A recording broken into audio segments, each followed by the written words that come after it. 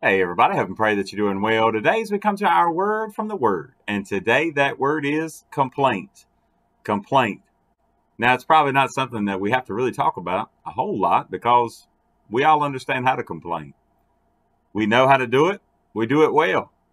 We do it with each other. We complain to God. We complain to our friends. We complain to our enemies.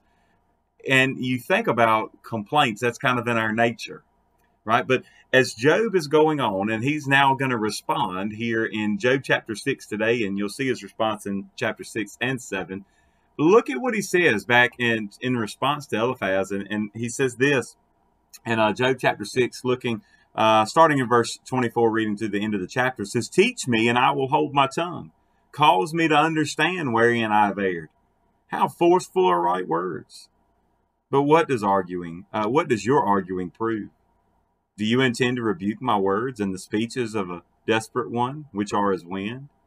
Yes, you overwhelm the fatherless, and you undermine your friend. And now be pleased to look at me, for I would never lie to your face. Yield now, let there be no injustice. Yes, concede, my righteousness still stands. Is there injustice on my tongue? Cannot my taste discern the unsavory?" Now, I wonder, what do we do when we're trying to help someone? You think about this from the friends standpoint, from Eliphaz and Bildad, as we'll meet as well, to think about how would you respond to someone in a situation like Job?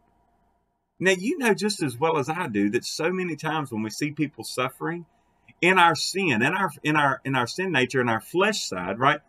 We kind of always think first, man, God's trying to show them something. They must have really done something wrong.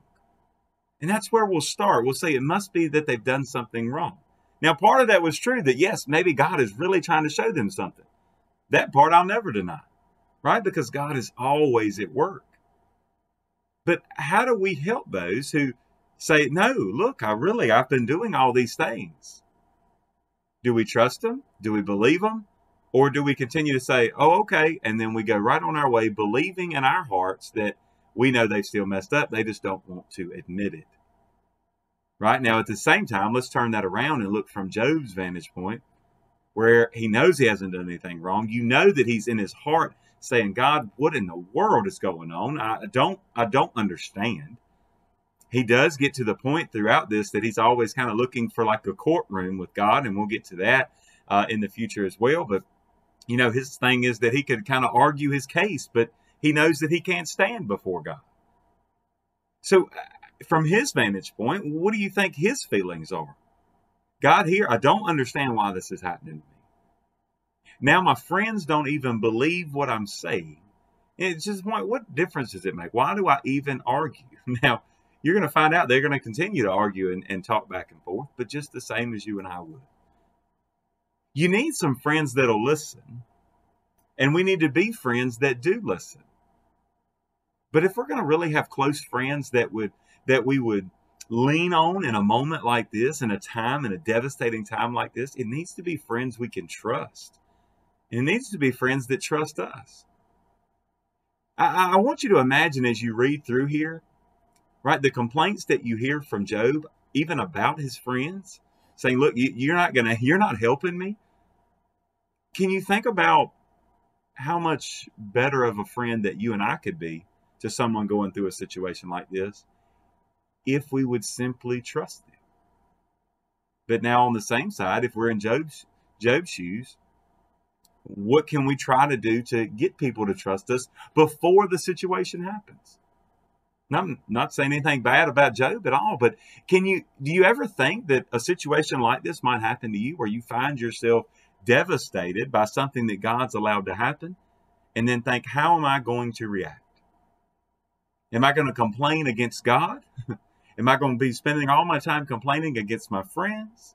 Am I going to be complaining about what everybody else is getting, what everybody else is not getting, right? They're getting the good and they're not getting the bad that I'm getting? Or are we simply going to turn our eyes to God? God's going to set Job straight by the time this is over.